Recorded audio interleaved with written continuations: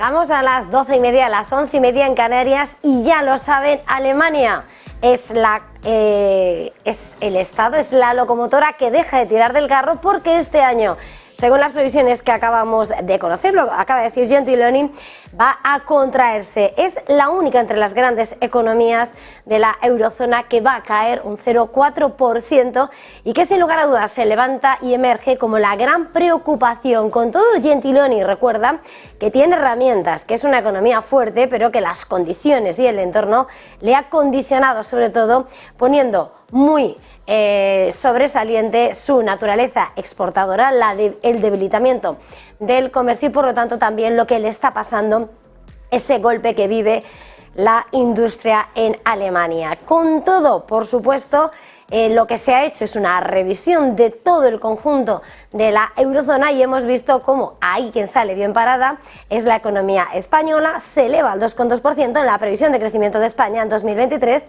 y se reduce la inflación al 3,6%, de las que mejor se comporta en toda la eurozona, y ahí es cuando hemos visto cómo además contrasta con lo que son las previsiones para el conjunto del euro y para el conjunto de la Unión Europea. En ambos casos 0,8% y que implica que se rebaja su previsión porque Alemania tira para abajo.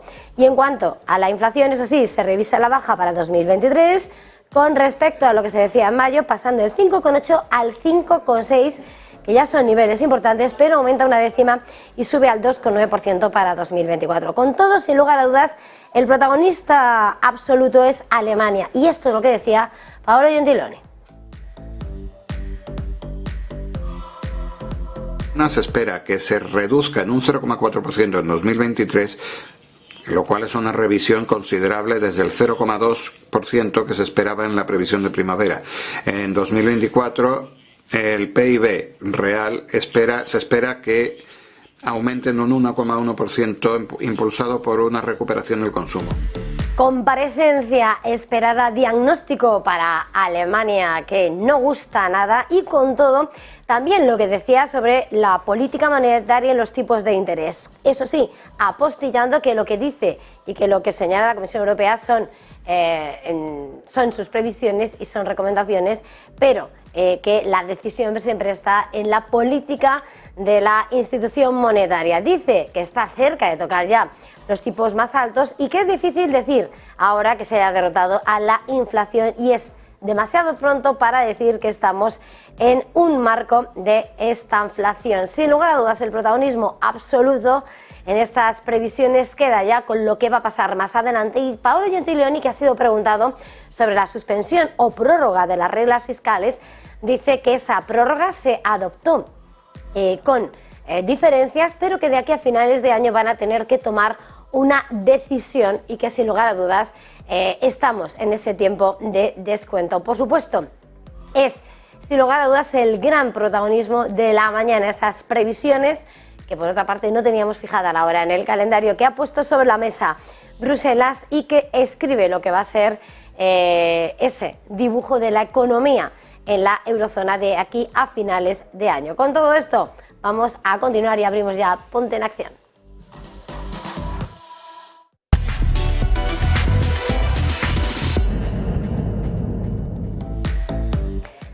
y 33 minutos de la mañana, momento para abrir en esta edición de Ponte en Acción, nuevo curso, nuestra sección de paso corto, vista larga con José María Luna, socio de Luna Sevilla Asesores Patrimoniales. Muy buenas, bienvenido. Muchas gracias, Eva. Muy buenas. Bueno, lo primero, te iba a pedir un momento del mercado, ya que hemos vuelto de las vacaciones, pero antes, ¿qué te han parecido esas previsiones, esa confirmación de que Alemania no puede tirar y cómo lo ves? Bueno, pues Alemania tiene una serie de problemas propios de la economía, de la primera economía de la eurozona, que otras economías, por tener un sector servicio de forma más importante, pues quizás tarde más en ralentizarse, pero que en estos momentos quizás una cierta bondad, ¿no? Alemania es una economía muy industrial. Alemania depende mucho del ciclo económico, no solo de la eurozona, sino también de fuera de la misma. Es un socio estratégico, sobre todo en el caso de China. El hecho de que China, lo hablábamos la pasada semana que no termine de carburar, que no termine de tirar, no cabe la menor duda de que eso se deja notar muy mucho.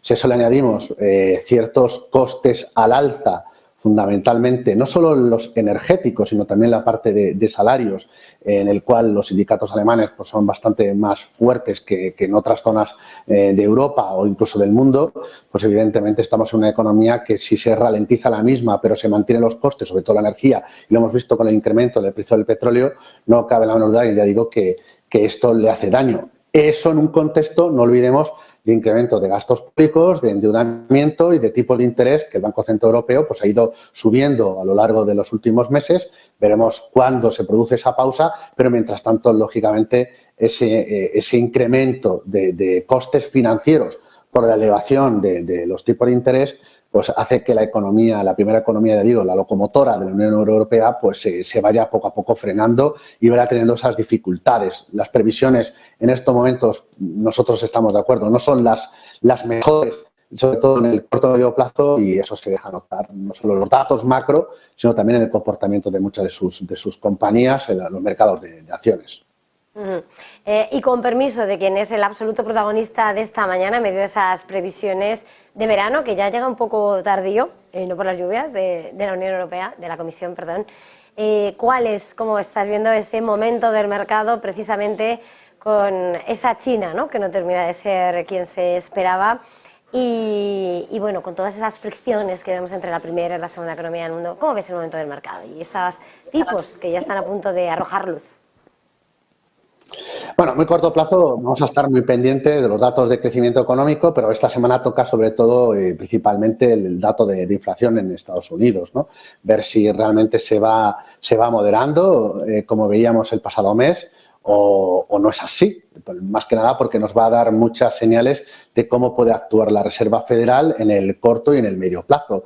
Todo el mundo espera que la Reserva Federal pause, no sé si será una pausa definitiva y una política monetaria restrictiva durante tiempo, es decir, no bajar el tipo de interés hasta el año que viene, bien entrado el 2024, pero todo lo va a ir diciendo los datos de inflación de la primera economía del mundo. Para que nos hagamos una idea, ahora mismo lo que estamos viviendo a nivel global, a nivel mundial, no es una sincronización ni en crecimiento, quizás sí algo más en la parte de inflación, con la excepción de China. Si vemos Estados Unidos, vemos una economía que se resiste a entrar en recesión económica. Es una economía que hoy por hoy sigue creciendo. Es verdad que se ralentiza, pero de momento el gasto de los consumidores norteamericanos por ahora lo mantiene, aunque sí que es llamativo que las tasas de ahorro se vayan reduciendo y veremos hasta qué punto eso en el futuro más inmediato no se deja notar, sobre todo como principal motor de crecimiento de la economía norteamericana.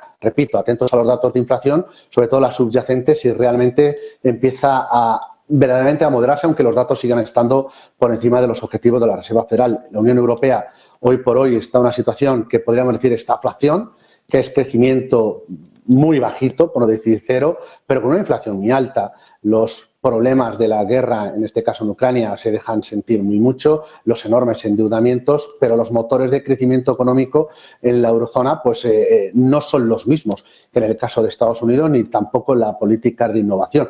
Y eso, repito, pues es un mal endémico de la Unión Europea y evidentemente pues preocupa, y de qué manera, o va a preocupar al Banco Central Europeo, donde ya hay muchas voces que dicen que la política monetaria ya es lo suficientemente restrictiva, y no me cabe la menor duda que sí lo es, pero es que la inflación no se termina de moderar, con lo cual es algo que la institución, la principal institución monetaria, pues tendrá que tenerlo muy, muy presente. Y China está en una situación de deflación, es decir, está importando desinflación al resto del mundo, y sus problemas son que sí crece, pero lejos de los objetivos que se habían marcado dentro de las autoridades económicas, las autoridades políticas, y evidentemente eso pues se deja sentir en otras zonas del mundo. Hablamos antes de Alemania, pero también se deja sentir en otras economías, pues empieza quizás a notarse en el caso de Japón o en otros países de la cuenca del sudeste asiático.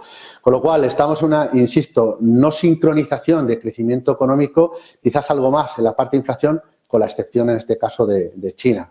En ese panorama, evidentemente, de crecimiento, ciclo económico que se deteriora y no tanto la inflación, sobre todo con un gran problema, que es el incremento en el precio del crudo, el incremento del precio del petróleo. Lo hemos visto las decisiones tanto de Arabia Saudí como de Rusia de reducir la oferta, y eso ha llevado al precio del petróleo a niveles que no los veíamos desde hace un año, niveles por encima de $90 el barril, en el caso del crudo, en el caso del precio del Brent. Evidentemente es una tensión que puede llegarse a dejar notar, sobre todo en las curvas de tipos de interés, con lo cual, sobre todo más de largo plazo, con lo cual ahora mismo ha vuelto la volatilidad, como ha vuelto o hemos vuelto al cole, por así decirlo de alguna forma, y veremos cómo eso se va digiriendo en las próximas semanas. Eso es lo que podemos ver, sobre todo lo que puedo decir, sobre todo en el corto o medio plazo. Con todo esto, con este diagnóstico, José María, tenemos que pasar a nuestro paso corto, vista larga. ¿Cuál es esa solución que nos pones para el corto?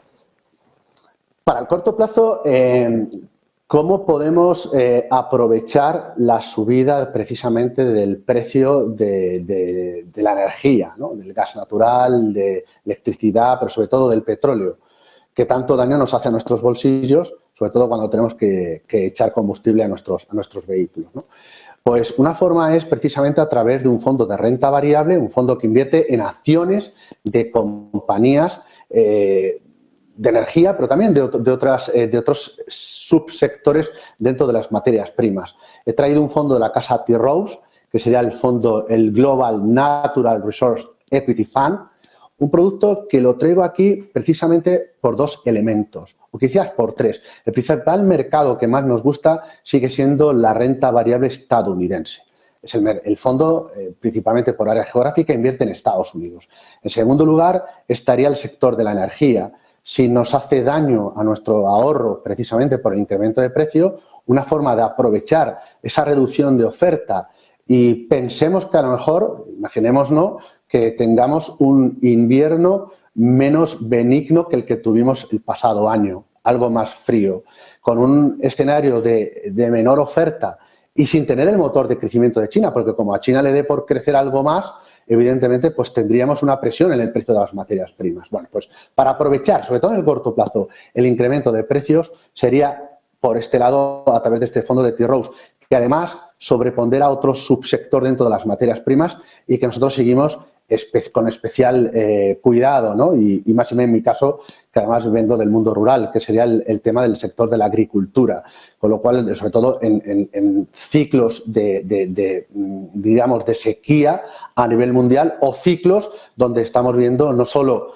ciclos naturales como ha podido ser el terremoto en Marruecos, sino también de inundaciones en otras zonas del mundo, que eso evidentemente impacta y de qué forma al mundo agrícola. Con lo cual, traigo para el paso corto un producto para aprovechar pues incrementos en los precios de primera necesidad, como puede ser, no sé, el aceite, por poner un ejemplo, pero también el incremento en el precio, en este caso, pues del oro negro, que sería en este caso el petróleo.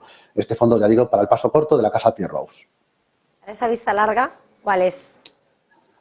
Pues aquí iríamos una gestora francesa, que es la casa Groupama, es el fondo World R Evolution. Es un fondo temático de tres temas. Esta es una visión más de largo plazo para tratar de aprovechar para nosotros tres temáticas muy interesantes. Sería R-Evolution, de la revolución. ¿Y dónde se están produciendo revoluciones? Pues por un lado, por supuesto, todo lo relacionado con la tecnología. Lo hemos visto este año como el comportamiento que ha tenido las compañías más relacionadas o correlacionadas con la inteligencia artificial. Pero no solo están esas compañías en la cartera, todo lo que está en la tecnología, que quizás sea una inversión estructural para el corto, medio y largo plazo que deberíamos de tener en nuestra cartera, si nuestro perfil de riesgo así lo admite, sería una de las temáticas que está invirtiendo este fondo de la gestora Groupama. De hecho, es la temática más importante. La segunda es toda la revolución a nivel demográfico. Estamos viendo envejecimiento de la población, tasas de fertilidad que se reducen en gran parte, en partes, por ejemplo, del primer mundo. Cuando hablaba del envejecimiento de la población, no solo es en el primer mundo un problema que tenemos mucho en España, pero también en el caso de Japón, sino también lo estamos viendo en el caso de China como un problema que empieza, o algo que empieza a ser un problema, ¿no? A la hora de gestionar por las autoridades políticas, ¿no? Con lo cual, esa parte, también por supuesto el bienestar de cada uno de nosotros, donde hay mucha tecnología, pero también hay muchas empresas que están tendiendo a invertir en todo lo que sería relacionado con los cuidados de cada uno de nosotros, o la inversión que realicemos, el primer mundo y también en el segundo o tercer mundo, con lo cual es una temática muy interesante a la hora de invertir. Y la tercera, no cabe la menor duda, que todo lo que está relacionado con la sostenibilidad, sobre todo precisamente con el cambio climático, energías alternativas. Este será un fondo, evidentemente, esa temática distinta a lo que hablábamos en el fondo de T-Rose, ¿no? Toda esa inversión pública y privada que se está realizando, que es mucho los miles de millones que se mueven en estos momentos, bueno, pues sería una forma de tratar de aprovecharlo en estos instantes. Con lo cual, producto temático, el World Air Revolution, tecnología, todo lo que está relacionado con la sanidad, revolución demográfica y también todo lo relacionado con la sostenibilidad o cambio climático, a través de este fondo de la gestora Grupama. Pues muchísimas gracias por estas dos soluciones en esta vuelta de vacaciones paso corto, vista larga. José María Luna, socio de Luna Sevilla, asesores patrimoniales. Un placer, feliz jornada, feliz negocio. Feliz negocio y feliz semana para todos.